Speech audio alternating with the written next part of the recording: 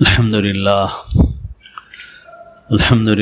نحمده ونستعينه ونستغفره ونؤمن به ونتوكل عليه ونعوذ بالله من شرور أنفسنا ومن سيئات أعمالنا من يهد الله فلا مضل له ومن يضلل فلا هادي له نشهد أن لا إله إلا الله وحده لا شريك له ونشهد أن سيدنا ونبينا ومولانا محمدا عبده ورسوله صلى الله تعالى عليه وعلى آله وأصحابه وأتباعه وأزواجه وذرياته وبارك وسلم تسليما كثيرا كثيرا أما بعد.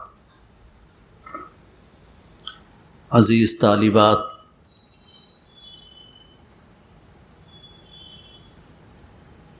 آج کی اس مجلس میں مغربی تہذیب کے جو اثرات اور نقصانات ہیں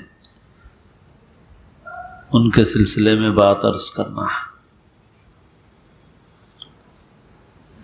انسان کے زندگی گزارنے کا جو طریقہ ہے، طور طریق ہے، جس کو کلچر اور تہذیب کہتے ہیں، اس کی بھی بہت اہمیت ہے۔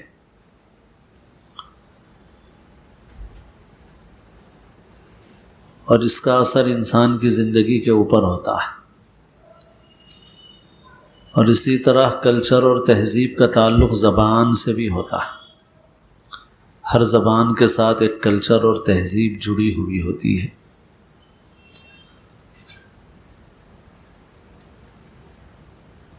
علماء نے انگریزی زبان کی کبھی بھی مخالفت نہیں کی، لیکن زبان کے ساتھ جو کلچر آ رہا تھا اور وہ ہمارے اسلامی اور مشرقی کلچر کے مخالف تھا، علماء نے ہمیشہ اس کی مخالفت کی، کیونکہ یہ جو کلچر اور تہذیب ہے یہ ہمارے دین کے لیے محافظ کا کام کرتا ہے۔ اس کی مثال چھلکے کی سی ہے جو اندر کے مغز کی حفاظت کرتا ہے۔ بہت سے لوگ جو یہاں سے بھی مغربی ملکوں میں گئے، جیسے امریکہ میں گئے، یورپ میں گئے، اور یورپ کے بہت سے ملکوں میں عرب مسلمان ہم لوگوں سے بھی بہت پہلے گئے۔ ابھی بھی ہماری بہت بڑی تعداد امریکہ میں رہتی ہے، یورپ میں رہتے ہیں، زیادہ امریکہ میں ہیں، لیکن ہم سے بہت پہلے عرب گئے یہاں سے، اور عربوں نے مختلف یورپین ملکوں میں رہائش اختیار کی، جیسے جرمنی میں ہے، فرانس میں ہے، اور دوسرے ملکوں میں۔ لیکن اب اگر ہم جا کے دیکھیں تو ہمیں وہ عرب بحیثیت مسلمان نظر نہیں آتے۔ نام کا تعارف ہو یا کاغذات دیکھے جائیں تو معلوم ہوتا ہے کہ یہ محمدن ہیں، یعنی مسلمان ہیں، مگر ان کے اوپر اسلام کا کوئی اثر نہیں ہے۔ بلکہ یہاں سے جو لوگ دعوتی محنت کے لیے وہاں جاتے ہیں تو وہ ان لوگوں کے اوپر ایسی محنت کرتے ہیں جیسے کسی غیر مسلم کو مسلمان بنانے کی محنت ہوتی ہے۔ تو سوال یہ ہے کہ عرب جو ہیں وہ کیوں آخر دین سے اتنے دور ہو گئے؟ حالانکہ عرب جو ہیں وہ عقیدے کے معاملے میں ہم سے بہت زیادہ مضبوط ہیں، خاص طور پر عقیدہ توحید کے معاملے میں۔ آج بھی عربوں کے اندر اور کمیاں تو ہیں، مگر ان کا عقیدہ توحید جو ہے وہ بڑا مضبوط ہے، لیکن اس کے باوجود وہ اپنی حفاظت نہیں کر سکے، اپنی نسلوں کی حفاظت نہیں کر سکے۔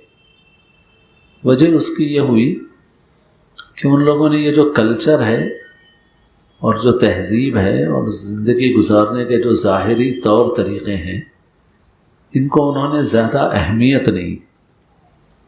جیسے ہمارے زمانے میں بھی بہت سے لوگ بولتے ہیں بھائی آدمی کا عمل اچھا ہونا چاہیے، کپڑے کون سے بھی پہنے تو کیا ہوتا، آدمی کا دل پاک ہونا چاہیے، اس طرح کی باتیں کرتے ہیں۔ تو ایسے ہی انہوں نے بھی کلچر کو، تہذیب کو زیادہ اہمیت نہیں دی، اور انہوں نے جو گنجائشیں تھیں ان گنجائشوں کو زیادہ سے زیادہ استعمال کیا، لباس کے معاملے میں، کھانے پینے کے معاملے میں، رہنے سہنے کے معاملے میں، اگرچہ کہ وہ توحید کے عقیدے میں پکے تھے، اور ظاہر ہے کہ ان کی جو شروع کی نسلیں جو گئی تھیں ہمارے پاس سے، ہمارے ملکوں سے وہاں پر، تو یقیناً وہ نماز کے پابند رہے ہوں گے 100%۔ مگر پھر آہستہ آہستہ جب ان کی 1-2 پیڑھیاں گزر گئی، تو 2-3 پیڑھیوں کے بعد اب جو ان کی اولاد ہے وہ صرف وہاں سرکاری ڈاکومنٹ میں دیکھا جائے یا ان سے تعارف، انٹروڈکشن ہو، تب پتہ چلتا ہے کہ یہ مسلمان، باقی اس کے علاوہ ان کی زندگی میں کوئی اسلام کا اثر نظر نہیں آتا، صرف اور صرف کاغذ میں مسلمان ہے وہ۔ وجہ اس کی یہی ہوئی کہ انہوں نے اس تہذیب کو قبول کر لیا، انہوں نے اپنے کو اس رنگ میں رنگ لیا۔ یہ جو چھلکا ہوتا ہے یہ مغز کی حفاظت کرتا ہے، جیسے موز کا چھلکا ہے، تو موز کئی دن تک اس کے اندر رہتا ہے، اور آہستہ آہستہ اس کے اندر تبدیلی آتی ہے۔ لیکن اگر کوئی بنڈی والا یہ سوچے کہ یہ میں اتنا سارا بوجھ لے کر کیوں پھروں، میں چھلکے نکال دیتا ہوں تاکہ بوجھ ہلکا ہو جائے، اور اصل چیز تو مغز ہے، کوئی چھلکا تو کھاتا نہیں ہے، کھانے کی چیز تو مغز ہے، لہٰذا اس نے چھلکے نکال کے موز اپنی بنڈی میں رکھ لیے، تو 2-4 گھنٹے گزر جائیں گے تو اس موز کو کوئی خریدنے والا اور استعمال کرنے والا نہیں رہے گا، کیونکہ اس کے اندر تیزی کے ساتھ تبدیلی آ جائے گی اور کوئی اسے استعمال نہیں کرنا چاہے گا۔ لیکن وہی موز چھلکے کے ساتھ رہتا ہے تو 1 ہفتہ بھی رہتا ہے، 10 دن بھی رہتا ہے، 15 دن بھی رہتا ہے، موسم اور حالات کے اعتبار سے، اور اس کو جس ٹیمپریچر میں رکھا جائے تو اس کے اعتبار سے وہ لمبی لمبی مدت تک بھی وہ موز باقی رہ سکتا ہے۔ اسی طرح بہت ساری چیزیں، سیب ہے، سیب چھلکے کے ساتھ محفوظ ہے، مگر چھلکے کی چھوٹی سی پرت ہے، اس چھوٹی سی پرت کو آپ ہٹا دیجیے اور اس سیب کو رکھ دیجیے تو بہت تیزی کے ساتھ وہ تبدیل ہونا شروع ہو جائے گا۔ کوئی آدمی بولے بھائی اصل تو مغز ہے، چھلکے کا کیا ہے؟ جی ہاں، اصل تو مغز ہی ہے، مگر اس مغز کی حفاظت یہ چھلکا کرتا ہے۔ ایک مرتبہ کوئی لڑکی جل گئی تھی، ڈاکٹروں نے یہ کہا کہ اتنے % یہ لڑکی جل گئی ہے، زندگی کی امید نہیں ہے۔ تو ڈاکٹروں سے متعلقین نے پوچھا کہ یہ جو آپ کہتے ہیں کہ بھئی اتنے % لڑکی جل گئی ہے، بچ نہیں سکتی، تو یہ جو باڈی ہے، باڈی کا اتنا % تو نہیں جلتا، یعنی جیسے ڈاکٹر بولتے ہیں کہ 60% جل گئی، 70-80% جل گئی، تو یہ اس باڈی کا 80% نہیں جلتا، کھال جلتی ہے۔ پھر آپ بولتے ہیں کہ بھائی 70% جل گئی، 80% جل گئی، اب بچنے کی امید نہیں ہے، حالانکہ جسم تو پورا کا پورا موجود ہے۔ اتنے % جلنے کا کیا مطلب ہے؟ اتنے % تو جلا نہیں انسان، وہ تو صرف کھال جلی ہے، جو 5% ہوگی جسم کا، 10% ہوگی جسم کا۔ تو ڈاکٹروں نے بتایا کہ اصل میں یہ جو ہم کہتے ہیں کہ اتنے % جل گئے، اس کا مطلب پوری باڈی کا پرسنٹیج نہیں ہوتا، بلکہ یہ جو اسکن اور کھال ہے اس کا پرسنٹیج ہوتا ہے۔ تو ڈاکٹروں سے پوچھا گیا کہ بھائی ٹھیک ہے، اگر کھال زیادہ مقدار میں جل گئی ہے، زیادہ پرسنٹیج اس کا جل گیا ہے، تب بھی انسان کی زندگی جن آرگنز اور اعضاء پر ڈیپینڈ ہے، دل ہے، جگر ہے، گردے ہیں، دماغ ہے، یہ ساری چیزیں محفوظ ہیں اپنی جگہ پر، پھیپھڑے اپنی جگہ پہ محفوظ ہیں۔ آگ نے بھیجے کو تو نہیں جلایا، پھیپھڑوں کو تو نہیں جلایا، جگر کو، گردوں کو تو نہیں جلایا، پھر آپ کہتے ہیں کہ بھائی یہ کھال جلنے سے انسان مر جاتا ہے، تو کیوں مر جاتا ہے انسان؟ تو ڈاکٹروں نے بتایا کہ یہ جو اسکن اور کھال ہے یہ بہت پتلی سی ہے، مگر یہ اندر کے پورے اعضاء کی حفاظت کرتی ہے باہر کے انفیکشن سے، اور جب کھال زیادہ پرسنٹیج میں جل جاتی ہے تو پھر اس کے بعد جو باہر سے انفیکشنز آتے ہیں ان کو روکنے کی صلاحیت کھال کے اندر نہیں رہتی۔ انسان کھال کے جلنے سے نہیں مرتا، انسان مرتا ہے اس وجہ سے کہ اس کے جو اندر کے اعضاء ہیں ان اعضاء تک انفیکشنز پہنچ جاتے ہیں۔ وہ کیوں پہنچتے ہیں؟ اس لیے کہ کھال جو اس کی حفاظت کا کام کر رہی تھی وہ کھال جل گئی ہے، زیادہ پرسنٹیج میں جل گئی ہے، تو اب وہ انفیکشنز باہر سے جتنے آتے ہیں، زندگی انسان کی کھال کی وجہ سے نہیں ہے، زندگی تو انسان کی ان اعضاء کی وجہ سے ہے جن کو اعضاء رئیسہ کہتے ہیں، جن پر اصل زندگی کا مدار ہے۔ لیکن جب انفیکشنز آتے ہیں تو وہ اندر پھیپھڑوں تک اور دماغ تک اور دل تک پہنچ جاتے ہیں، اور پھر اس کے بعد انسان کی موت ہو جاتی ہے۔ تو یہ جو جسم کا نظام ہے، یہ جلد کا، یہ محافظ ہے، اگر یہ نہ رہے تو پھر اصل اب کوئی آدمی بولے بھائی جلد کا کیا ہے، اصل چیز تو دل ہے، اصل چیز تو دماغ ہے، اصل چیز تو گردے جگر پھیپھڑے ہے۔ ہاں بھائی اصل تو وہی ہے، مگر اس کی حفاظت کے لیے یہ کھال ضروری ہے، کھال نہیں رہے گی تو وہ بھی نہیں رہے گی، ان کی بھی زندگی ختم ہو جائے۔ اسی طرح یہ طور طریقے ہیں، اسی لیے اللہ کے رسول صلی اللہ علیہ وسلم نے ظاہری طور طریق میں بھی غیروں کی مشابہت سے منع کیا۔ لباس کی بھی اسی لیے اہمیت ہے، انسان کی فطرت ہے، انسان جس قسم کا لباس پہنتا ہے اس کے اندر اس قسم کی طبیعت اور مزاج پنپتا ہے، اور اسی لباس یونیفارم کی اہمیت کی وجہ سے فوج کو فوج کا یونیفارم پہنایا جاتا ہے، کیونکہ ہمارے جیسے آدمی کو بھی اگر فوج کی وردی پہنا دی جائے اور ہمارے اندر بھی ایک اسپرٹ پیدا ہوتی ہے، احساس پیدا ہوتا ہے اندر کہ بھائی میں بھی فوجی ہوں، تو ظاہر کے لباس کی اہمیت ہوتی ہے۔ اسی وجہ سے اللہ کے رسول صلی اللہ علیہ وسلم نے مردوں کو عورتوں جیسا لباس پہننے سے منع فرمایا، عورتوں کو مردوں جیسا لباس پہننے سے منع فرمایا۔ ایسے ہی آپ صلی اللہ علیہ وسلم نے فرمایا کہ لا تأکلوا بالشمال فإن الشیطان یأکل بالشمال، بائیں ہاتھ سے مت کھاؤ پیو اس لیے کہ بائیں ہاتھ سے شیطان کھاتا پیتا۔ معلوم ہوا کہ ظاہری چیزوں میں بھی ان لوگوں کی نقل کرنے سے اندر ان کے اثرات منتقل ہوتے ہیں۔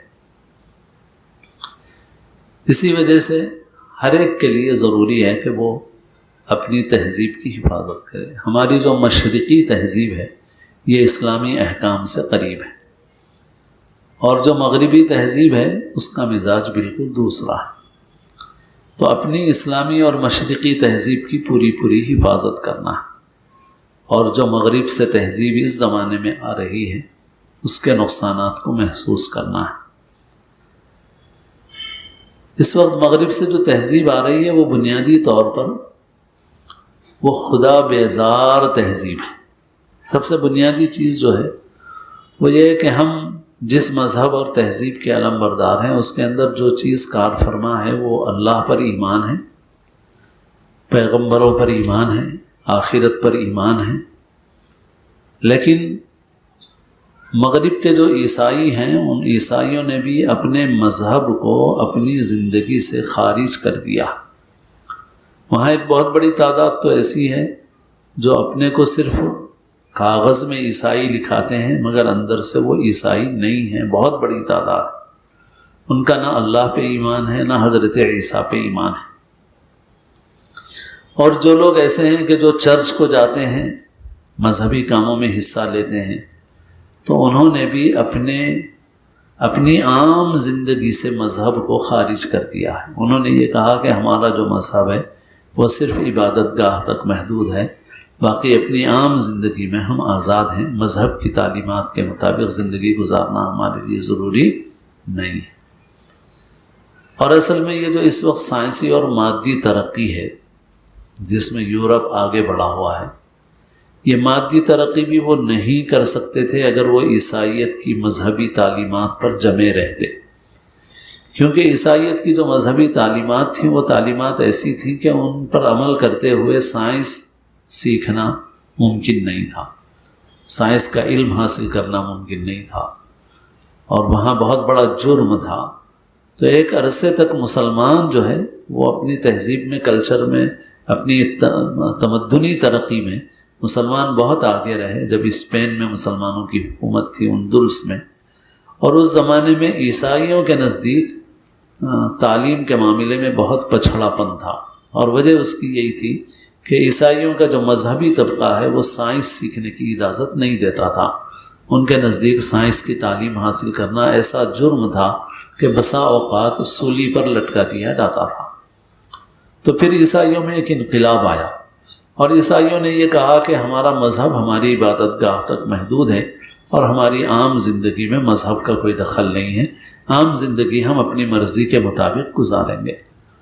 لہٰذا انہوں نے اپنی زندگی کو اللہ کے احکام سے آزاد کر لیا، پیغمبروں کے احکام سے آزاد کر لیا، اور کہا کہ یہاں پر اللہ کے اور اللہ کے پیغمبروں کے احکام نہیں چلیں گے، ہماری عقل چلے گی، ہماری مرضی چلے گی۔ تو جو عیسائی ہیں وہ بھی بس اس درجے کے ہی عیسائی ہیں، اور باقی جو کھلے طور پر ملحد ہو چکے ہیں اور وہ اپنے اعلان کر چکے ہیں، ڈکلیئر کر چکے ہیں کہ بھائی ہمارا خدا پہ کوئی ایمان نہیں ہے، ان کی بہت بڑی تعداد ہے۔ لہٰذا اب ان کے نزدیک زندگی گزارنے کا مقصد طے ہو تو زندگی گزارنے کا طریقہ بھی سمجھ میں آئے گا۔ لہٰذا اب ان کے نزدیک زندگی گزارنے کا مقصد ہے لائف انجوائے کرو۔ تو لہٰذا اب ان کے نزدیک زندگی کی کامیابی بس یہ ہے کہ اپنی خواہشات پوری کی جائیں، اپنے پیٹ کی خواہشات پوری کی جائیں، اپنے نفس کی خواہشات پوری کی جائیں۔ لہٰذا جہاں پر نفس کی خواہشات پوری ہوں، پیٹ کی خواہشات پوری ہوں، وہ سمجھتے ہیں کہ یہ زندگی کامیاب زندگی ہے، سکسیسفل ہے، بالکل کامیاب زندگی ہو گئی ہماری، اس لیے کہ ہمیں خواہشات پورا کرنے کا موقع مل گیا۔ لیکن جو شخص اللہ پر اور اللہ کے تمام پیغمبروں پر ایمان رکھتا ہے، جن میں حضرت عیسیٰ بھی شامل ہیں، حضرت موسیٰ بھی شامل ہیں، اور سب سے اخیر میں ہمارے نبی حضرت محمد مصطفیٰ صلی اللہ علیہ وسلم ہیں، وہ ایسی زندگی نہیں گزار سکتا جس کا مقصد صرف پیٹ اور خواہشات ہوں۔ ظاہر ہے کہ ہمارا عقیدہ یہ ہے کہ ہماری اصل زندگی آخرت کی زندگی ہے، اور ہمارا بنیادی عقیدہ یہ ہے کہ ہم کو زندگی ایسی گزارنا ہے کہ ہم اللہ کی نعمتوں کا شکر ادا کریں، اللہ کی اطاعت اور فرما برداری کریں، کیونکہ یہ زندگی ہماری اپنی نہیں ہے، یہ اللہ کی دی ہوئی ہے۔ زندگی کی جو نعمتیں ہیں یہ نعمتیں اللہ کی دی ہوئی ہیں۔ لیکن ایک ملحد کے نزدیک ان باتوں کی کوئی اہمیت نہیں ہے۔ ملحد سمجھتا ہے کہ نیچر سے پیدا ہو گئے، نیچر سے چلے جائیں گے، لہٰذا ان کے نزدیک بس یہ زندگی سے لطف اٹھاؤ، مزہ اٹھاؤ، فائدہ اٹھاؤ، اس زندگی کے بعد کوئی زندگی ہے تو ان کو اس کا کوئی یقین نہیں ہے، بلکہ وہ اس کا انکار کرتے ہیں۔ لہٰذا ان کے نزدیک نہ اللہ کا تصور ہے، نہ پیغمبروں کی تعلیمات کی اہمیت ہے، نہ آخرت کا کوئی تصور ہے، آخرت کی کوئی فکر ہے۔ ان کی زندگی کا مقصد یہ ہے کہ بس اس زندگی سے زیادہ عیش کر کے فائدہ اٹھایا جائے، لطف حاصل کیا جائے، لائف انجوائے کی جائے، بس یہ ان کی زندگی کا مقصد ہے، اور یہی چیز منتقل ہو رہی ہے۔ اب ہم لوگوں کو واضح فیصلہ کرنا ہے۔ ہم تو بولتے ہیں کہ بھائی فمن شاء فلیؤمن ومن شاء فلیکفر، اللہ نے اعلان فرما دیا ہے، دیکھو بھائی یہ ایک راستہ ہے ہدایت کا، یہ گمراہی کا۔ جو ایمان کا راستہ اختیار کرنا چاہے ایمان کا راستہ اختیار کرے، جو گمراہی میں جہنم میں جانا چاہے تو کوئی زبردستی نہیں ہے، اللہ نے دنیا میں اختیار دے دیا، اپنے کو مسلمان بولنے کی بھی کوئی ضرورت نہیں ہے۔ 1000 بار خدا نہ خواستہ کسی نے اس بات کو قبول کر لیا ہے، نعوذ باللہ، اور وہی جو تصور ہے ملحدین کا وہ اس نے قبول کر لیا۔ تو مذہب خالی پہچان ہے، باقی یہ ہے کہ زندگی گزارو، مزے اڑاؤ، نہ اللہ پر ایمان، نہ پیغمبروں پر ایمان، نہ آخرت پر ایمان، تو اس کو ہمارا بھی سلام ہے کہ خدا حافظ، تشریف لے جائیے، زیادہ سمجھنے سمجھانے کی بھی کوئی ضرورت نہیں۔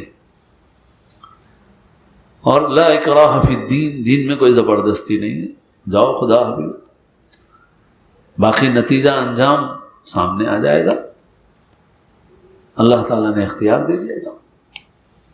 بنیادی بات طے کرنا ہے کہ کیا ہمارا اللہ پر ایمان ہے، ہمارا پیغمبروں پر ایمان ہے، ہمارا آخرت پر ایمان ہے۔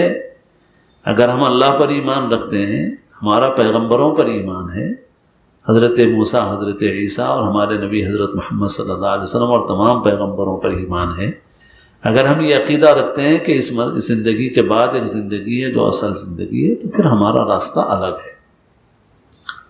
اور جو ان چیزوں پر ایمان نہ رکھے، صرف نام کا مسلمان ہو، تو اس سے کوئی بحث کرنے کی ضرورت ہے، نہ سمجھنے سمجھانے کی کوئی ضرورت ہے۔ اس کو تو کہنا چاہیے بھائی جاؤ اپنے راستے پہ، ہمارا کام بتانا سمجھانا ہے، کسی سے زبردستی منوانا ہمارا کام نہیں۔ تو ہم بحیثیت مسلمان اس طریقے زندگی کو ہرگز قبول نہیں کر سکتے جس طریقے زندگی میں نہ خدا پہ ایمان ہے، نہ پیغمبروں پر ایمان ہے، نہ آخرت پر ایمان ہے، جس زندگی کا مقصد صرف اور صرف اپنے پیٹ کی اور نفس کی خواہشات کو پورا کرنا ہے۔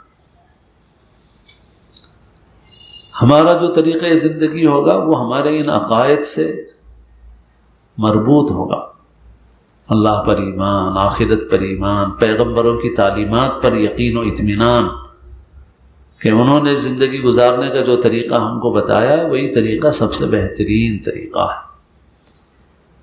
تو لہٰذا ہم اس مغربی تہذیب کو ہم سمجھتے ہیں کہ وہ صرف ظاہری طور طریقوں کا نام ہے، ظاہری طور طریقوں کا نام نہیں ہے۔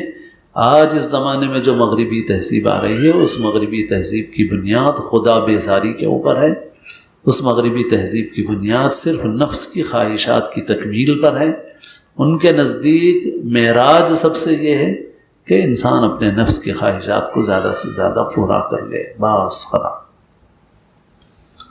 اور یہ انسان کے لیے بہت بڑی ناکامی ہے، بہت بڑی گراوٹ ہے، کیونکہ انسان جانور کی طرح نہیں ہے، انسان کتوں کی طرح نہیں ہے، انسان بکریوں اور بیلوں کی طرح نہیں ہے، انسان خنزیر کی طرح نہیں ہے کہ جس چیز میں مزہ آ رہا ہے کھاؤ، خواہشات پوری کرو، مر جاؤ۔ یہ انسان کی زندگی نہیں ہے۔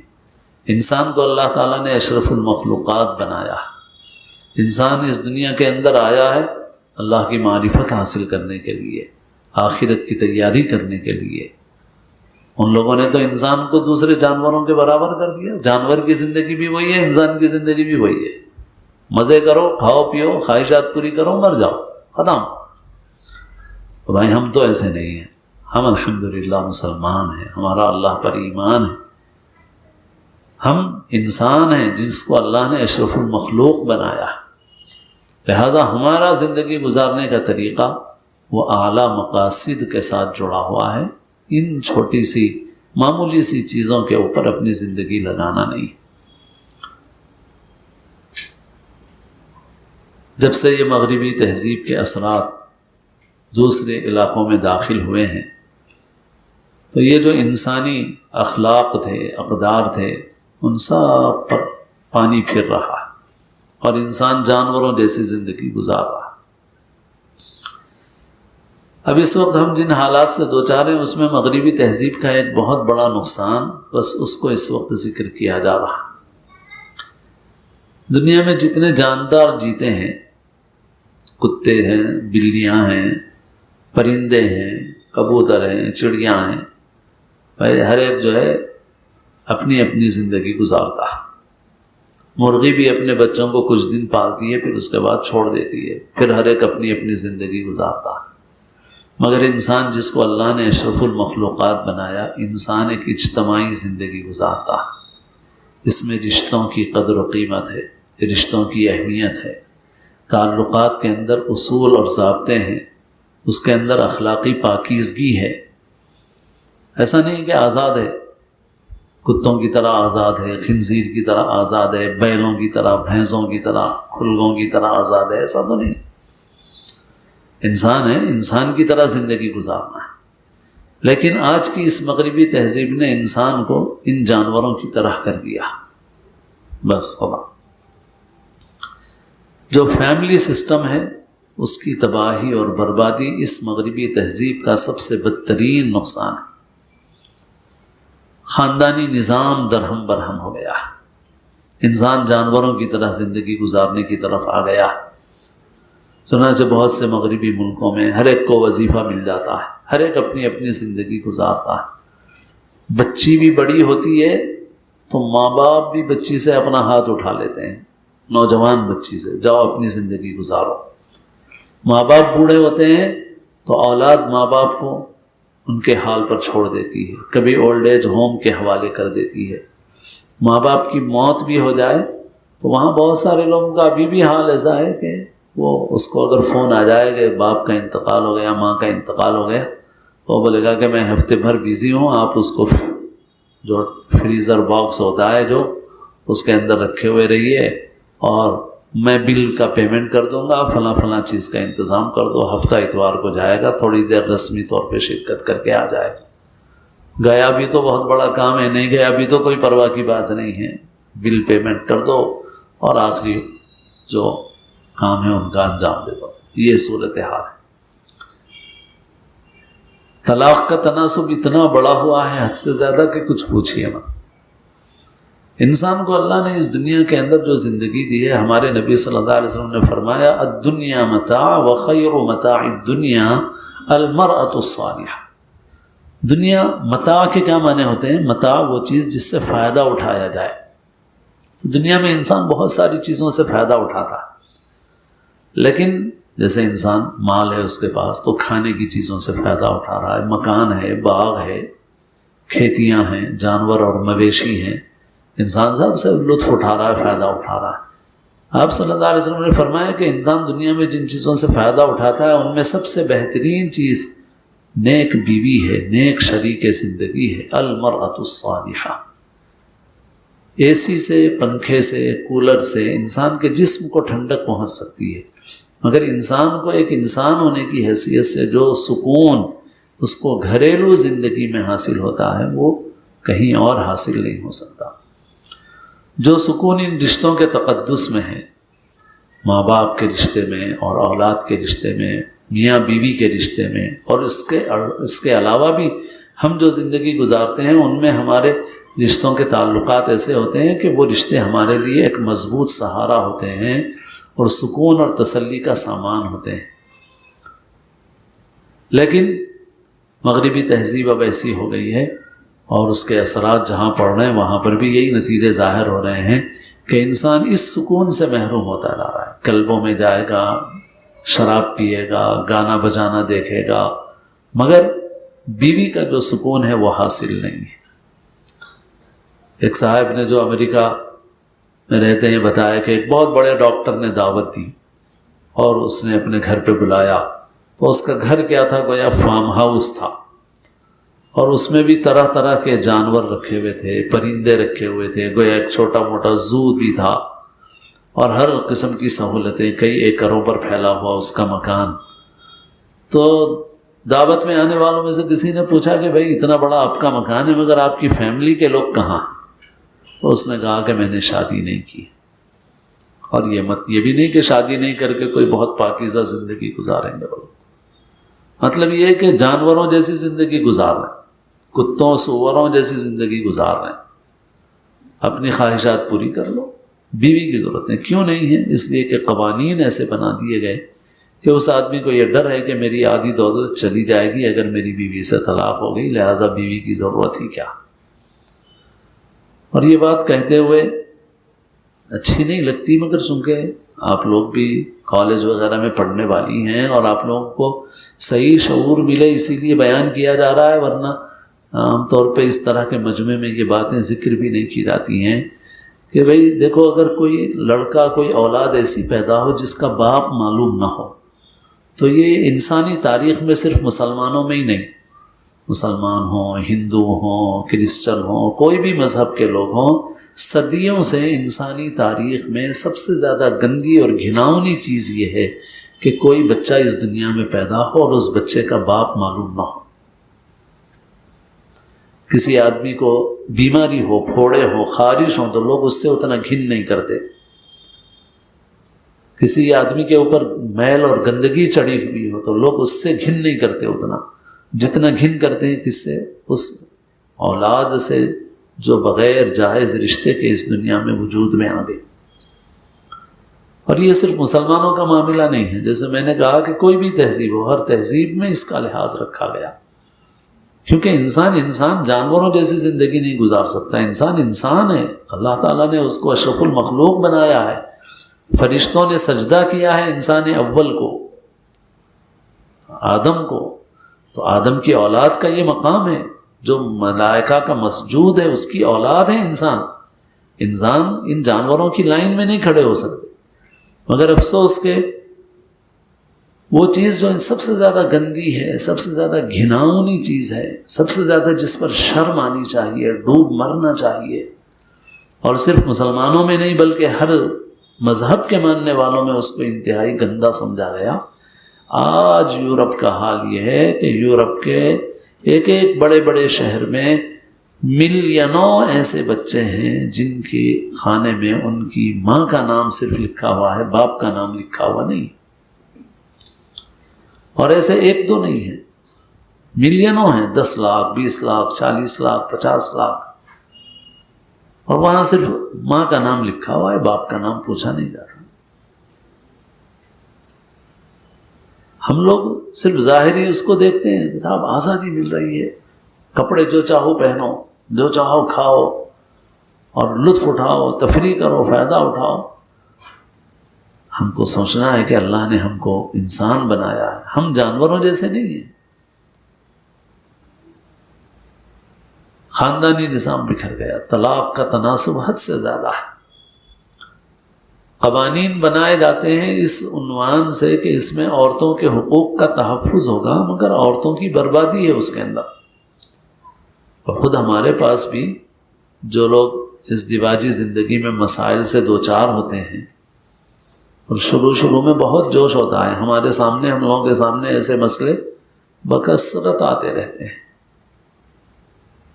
کہ بعض وقت لوگ سہارا لیتے ہیں نئے قوانین کا، وقتی طور پر اپنی ناک اونچی ہو جاتی ہے،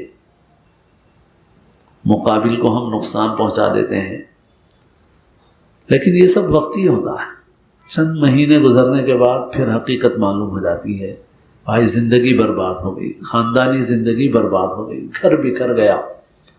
ان قوانین سے فائدہ نہیں ہے، نقصان زیادہ ہے۔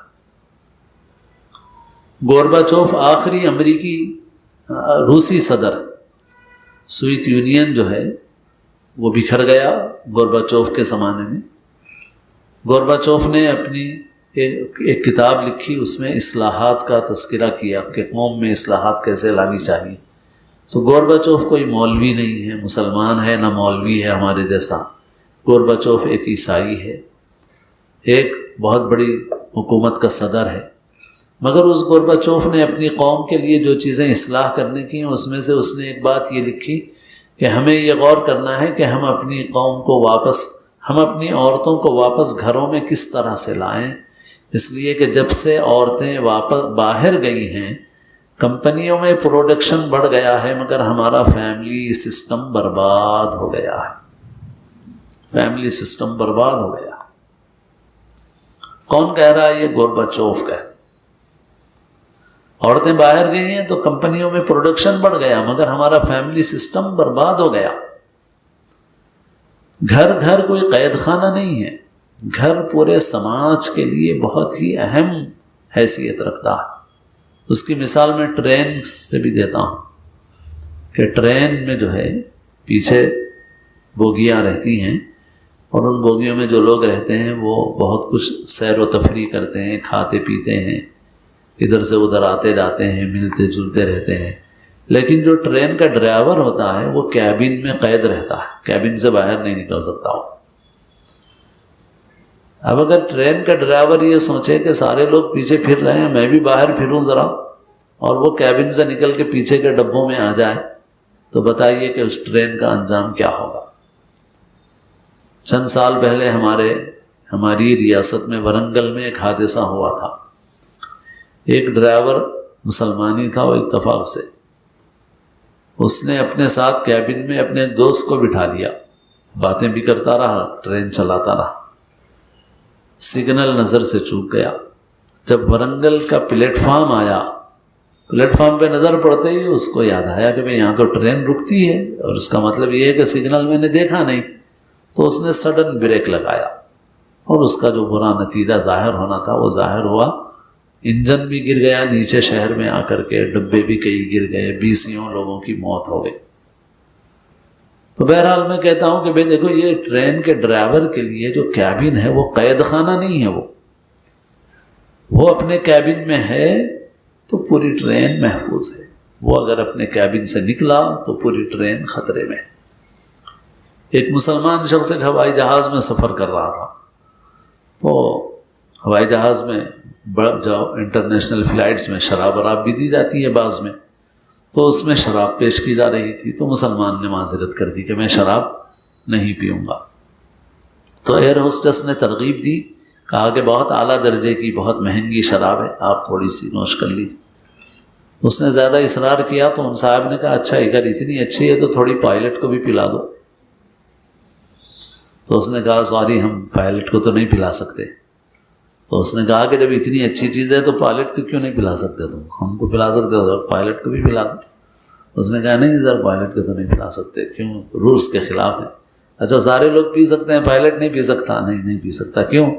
اس لیے کہ اگر پائلٹ پیے گا اور تھوڑا بہت بھی نشہ اس کے اوپر آ گیا تو پھر پوری کی پوری فلائٹ جو ہے وہ خطرے میں پڑ جائے گی، سینکڑوں لوگوں کی جان چلی جائے گی پھر۔ کیوں بھائی؟ پائلٹ بولے نہیں مجھے بھی آزادی ملنی چاہیے، میں بھی شراب پیوں۔ بھائی تم اگر شراب پیو گے تو سارے کے سارے لوگ مر جائیں گے، ہلاک ہو جائیں گے، برباد ہو جائیں گے۔ تو بعض پابندیاں ایسی ہوتی ہیں کہ ان پابندیوں کا مطلب قید نہیں ہوتا، ظلم نہیں ہوتا، وہ پابندیاں سب کے مفاد میں ہوتی ہیں، سب کے فائدے کے لیے ہوتی ہیں وہ پابندیاں۔ تو اسی طرح عورت کے لیے جو پابندیاں ہیں، گھر کی پابندی ہے، پردے کے احکام کی پابندی ہے، حلال حرام کی پابندی ہے، بہت ساری چیزوں کی پابندیاں ہیں۔ یہ پابندیاں کیوں ہیں؟ یہ پابندیاں اس لیے ہیں کہ انہی سے سماج کا تحفظ جڑا ہوا ہے۔ تو گھر عورت کے لیے قید خانہ نہیں ہے۔ اچھا گھر ایک ایسا کارخانہ ہے کہ دنیا میں اس سے بڑا کوئی کارخانہ نہیں ہے، کیونکہ دنیا میں جتنے کارخانے ہیں وہاں جو بھی چیزیں بنتی ہوں، وہاں اگر سائیکل موٹر بنے یا کار بنے قیمتی سے قیمتی، یا ٹرین بنے، ہوائی جہاز بنے، یہ ساری چیزیں ہیں جو لوہے کی اور پلاسٹک کی اور مختلف چیزوں کی مشینیں ہیں یہ سب، لیکن یہ ساری چیزیں استعمال کون کرے گا بھائی؟ سائیکل موٹر سے لے کے ہوائی جہاز تک کون استعمال کرے گا؟ انسان استعمال کرے گا۔ گھر کیا ہے؟ گھر وہ جگہ ہے جہاں پر انسان بنتا ہے۔ باہر کے کارخانے وہ ہیں جہاں چیزیں بنتی ہیں، جہاں پر مشینیں بنتی ہیں، لیکن گھر وہ کارخانہ ہے جہاں پر اس پوری کائنات کو، زمین آسمان میں اللہ نے جو نعمتیں رکھی ہیں ان نعمتوں کو استعمال کرنے والا انسان بنتا ہے۔ اب اگر عورت وہ کام چھوڑ دے جو اس کو گھر میں کرنے کا ہے تو پھر انسان نہیں بنیں گے، انسانوں کی شکل میں درندے پیدا ہوں گے، انسانوں کی شکل میں درندے پیدا ہوں گے۔ آپ نے اپنی فیلڈ چھوڑ دی، اپنا کام چھوڑ دیا آپ نے۔ تو بہرحال مغربی تہذیب کا سب سے بدترین نقصان جس کا ہم سامنا کر رہے ہیں، ویسے تو اور بہت ساری چیزیں ہیں، چونکہ یہ خدا بیزار تہذیب ہے، یہاں پر اللہ پر ایمان نہیں ہے، پیغمبروں کی تعلیمات پر ایمان نہیں ہے، آخرت پر ایمان نہیں ہے، اس وجہ سے یہاں حیا کی کوئی اہمیت نہیں ہے، اخلاق کی اہمیت نہیں ہے، اقدار کی اہمیت نہیں ہے، یہاں پر صرف روپیہ، پیسہ، خواہشات کے علاوہ کوئی چیز اہمیت نہیں رکھتی ہے یہاں پر، صاف صاف۔ اور جن اصول و ضوابط کی پابندی کی جاتی ہے، جیسے نظم و ضبط ہے، ڈسپلن ہے، بہت ملتا ہے ہم کو، وہ سب اس لیے ملتا ہے تاکہ سکون سے رہیں، بس اس لیے وہ کوئی اچھے اور اعلیٰ جذبے سے نہیں ہے، بس اس جذبے سے ہے کہ سارا معاشرہ سکون سے رہ کے اپنا کام کر سکے، بس اس کے لیے وہ ان سب چیزوں کے اوپر عمل کرتے ہیں۔ آخرت پر ایمان کا کوئی سوال ان کے پاس نہیں، لہذا ان کے نزدیک حیا کی اہمیت نہیں، اخلاق کی اہمیت نہیں، اقدار کی اہمیت نہیں، رشتوں کا تقدس نہیں، دکھ درد میں ایک دوسرے کے ساتھ شرکت نہیں۔ اور جیسے میں نے بات میں کہا تھا ابھی کہ سب سے بہترین چیز جس سے انسان سکون حاصل کر سکتا ہے وہ گھر ہے، اور گھر کے اندر سکون کا ذریعہ سب سے بنیادی جو کردار ہے گھر میں وہ بیوی کا ہے، المرأۃ الصالحہ۔ اس مغربی تہذیب نے میاں بیوی کے رشتے کا جو تقدس تھا، جو اعتماد تھا، اس کو ختم کر دیا۔ آج وہاں پر جو لوگ ازدواجی زندگی گزار بھی رہے ہیں تو وہ ایسی ازدواجی زندگی گزار رہے ہیں کہ نہ بیوی کو شوہر پہ اعتماد ہے، نہ شوہر کو بیوی پہ اعتماد ہے، نہ رشتوں میں پاکیزگی اور خلوص ہے، نہ تقدس ہے اس کے اندر، بس یہ قانونی رشتہ ہے ختم۔ یہاں بھی ہم بہت سے بڑے بڑے جو اداکار ہیں، کرکٹرز ہیں، ہم کبھی دیکھتے رہتے ہیں کہ صاحب وہ بڑے اچھے انداز سے طلاق کی تکمیل کر لیتے ہیں، کیونکہ وہ زندگی بھی ایک بس قانونی رشتے کے ساتھ زندگی گزارتے ہیں، پھر قانونی طور پہ زندگی ختم کر لیتے ہیں۔ باقی میاں بیوی کا جو رشتہ ہونا چاہیے، جو دلی رشتہ ہونا چاہیے، وہ دلی رشتہ، ایک دوسرے پر اعتماد، ایک دوسرے پر اطمینان، وہ باقی نہیں ہے۔ آج جو فیمینزم کے نام پہ، لبرلزم کے نام پہ جو باتیں کہی جا رہی ہیں، یہ دیکھنے میں تو بظاہر بڑی اچھی نظر آتی ہیں، لیکن ان کا انجام بس یہ ہے کہ پھر انسان جو ہے وہ جانوروں کی سی زندگی گزارنے کے اوپر آ جائے گا، اور نفس کی خواہشات کے علاوہ کوئی چیز زندگی کا مقصود نہیں رہے گا۔ اب طرح طرح سے وسوسے ڈالتے ہیں، اصل چیز تو یہی ہے، مگر باتیں مختلف انداز سے پیش کرتے ہیں، غلاظتوں پر پرنیاں چڑھاتے ہیں، اچھے اچھے لیبل لگاتے ہیں، مگر ہم کو ہوشیار اور سمجھدار ہونا چاہیے اس معاملے میں۔ اور جیسے میں نے کہا کہ دیکھو بھائی، جس کے اندر جو اللہ رسول پہ ایمان رکھتا ہے، باتیں ساری اسی کے لیے ہیں، اور باقی جو کہے کہ میں ہوں، میری مرضی ہے، تو ہم کہتے ہیں ٹھیک ہے، تمہاری مرضی جہنم میں جانے کی ہے تو ضرور شوق سے جاؤ، ہم کو بھی کوئی زبردستی کرنا نہیں ہے۔ اللہ تعالیٰ نے فرما دیا لا اکراہ فی الدین قد تبین الرشد من الغی، کوئی زبردستی نہیں ہے، یہ ہدایت ہے، یہ گمراہی ہے، واضح کر دیا گیا ہے تمہارے لیے، بس ختم۔ باقی تم کو اتنی بھی عقل نہیں ہے کہ اپنی مرضی کی بات کر رہے ہو۔ اپنی مرضی سے اس دنیا میں آیا ہے کوئی؟ میں اپنی مرضی سے آیا ہوں، آپ اپنی مرضی سے آئے ہیں اس دنیا میں؟ کوئی انسان ہے جو اس دنیا میں اپنی مرضی سے آیا ہو؟ کوئی ایک انسان بتاؤ، جتنے زندگی گزار رہے ہیں اس میں سے کوئی ایک ہے جو اپنے ڈیسیشن سے، اپنی مرضی سے جو اس دنیا کے اندر آیا ہو؟ نہیں۔ اور یہاں سے جب جائیں گے تو کون ہے جو اپنی مرضی سے جائے گا؟ جو یہاں سے جائے گا کون ہے جو اپنی مرضی سے جائے گا؟ صاحب بہت ہو گیا، بہت لائف انجوائے کر لیا بھائی، 70 سال ہو گئے، 80 سال ہو گئے، اب میرا ڈیسیشن ہے کہ اب یہاں سے جانا ہے، ملک الموت تشریف لے آئیے، تیار ہوں، میں پوری تیاری کر چکا ہوں، اپنی مرضی سے جانا ہے مجھے یہاں سے۔ کوئی جا رہا ہے اپنی مرضی سے؟ نہیں جا رہا۔ تو اتنی بھی عقل نہیں ہے تم کو کہ نہ آئے مرضی سے، نہ جانا مرضی سے، نہ آنا اپنی مرضی سے ہے، نہ جانا اپنی مرضی سے۔ جو جانا نہیں چاہ رہا اس کو بھی جانا، اور کب جانا ہے یہ بھی معلوم نہیں ہے۔ اور پھر ان دونوں کے بیچ میں بھی جو زندگی ہے اس میں بھی ساری چیزیں اپنی مرضی کے مطابق نہیں ہے۔ کون ہے جو بیمار ہونا چاہتا ہے؟ پھر کیوں بیمار پڑ رہا ہے؟ میری مرضی نہیں ہے بیمار ہونے کی، مگر بیمار ہونا ہے، ہونا ہے تو ہونا ہے۔ اچھا، خالی غریب کو ہی آتی ہے کیا بیماری؟ امیر کو نہیں آتی ہے کیا؟ کروڑ پتی ہے، ارب پتی ہے۔ ہمارے شہر میں بھی ایک صاحب ہیں جن کی ہزاروں کروڑ کی جائیدادیں ہیں، ہزاروں کروڑ کی جائیدادیں، مگر کینسر کے مرض کا شکار ہیں، تو ان کو تھوڑی سی غذا ڈال دی جاتی ہے، باقی ان کی فیملی، ان کے خاندان کے لوگ، جائیدادوں کا تو حساب مت پوچھیے آپ کے کتنی جائیدادیں ہیں ان کی، حساب مت پوچھیے۔ ہم لوگ تو کچھ نہیں ہیں ان کے سامنے، اتنی جائیدادیں، اتنی دولت ہے، مگر اتنی دولت کے باوجود ان کی مرضی تھی کہ میں بیمار ہوں، ان کی مرضی تھی کہ مجھے کینسر ہو؟ نہیں۔ اس دنیا میں انسان نہ اپنی مرضی سے صحت حاصل کرتا ہے، نہ بیمار ہوتا ہے، نہ اس دنیا میں آیا اپنی مرضی سے، نہ جانا اپنی مرضی سے ہے۔ کب جانا ہے اس کا بھی کسی کو کوئی پتہ نہیں ہے۔ دنیا میں کوئی بڑا سے بڑا انشورنس ایسا نہیں ہے جو زندگی کی گارنٹی دے سکے آپ کو، ایک دن کی بھی گارنٹی نہیں دے سکتا کوئی آپ کو، ایک منٹ کی بھی گارنٹی نہیں دے سکتا۔ تو اب کچھ جس کو اتنی بھی عقل نہ ہو اور جو یہ سمجھے کہ بھائی میں، میری مرضی، میری جوانی ہے، میری مرضی ہے، میری خواہشات ہیں، میری مرضی ہے، تو ٹھیک ہے، تمہاری مرضی دوزخ میں جانے کی ہے تو تم دوزخ میں جاؤ، کون منع کرتا ہے؟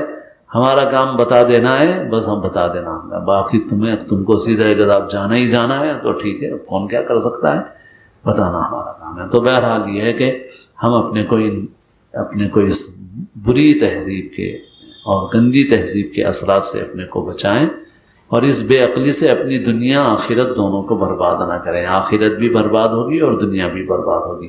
اللہ تعالی ہم سب کو صحیح سمجھ نصیب فرمائے، اور اللہ تعالی ہم کو اپنے ایمان والے بندوں میں شامل رکھے، اسلام پر ہمیں ثابت قدم رکھے، ایمان پر خاتمہ نصیب فرمائے۔